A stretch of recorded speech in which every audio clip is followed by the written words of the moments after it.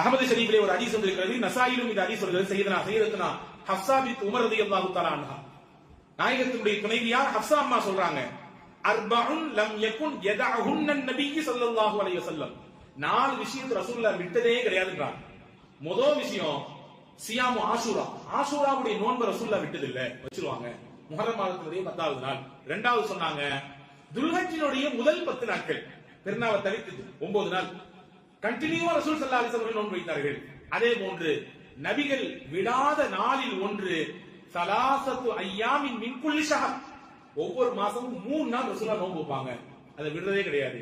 13, 14, 15 பிறை 13, 14, 15 ஐயாமுல் பீத் என்று சொல்லப்படுகிற அந்த நாட்களில் பெருமானார் ஸல்லல்லாஹு அலைஹி வஸல்லம் நோன்பு வைப்பார்கள். அதே போன்று ரக்அத்தைனி கப்லல் கதா, ஃபஜர் தொழுகைக்கு முன்னாடி 2 ரக்அத் சுன்னத், இதை விட்டதே கிடையாது ரசூலுல்லாஹ். இந்த 4 விஷயத்தையும் பெருமானார் ஸல்லல்லாஹு அலைஹி வஸல்லம் விட்டதே இல்லை, தொடர்ச்சியாக நபிகள் பின்பற்றினார்கள்.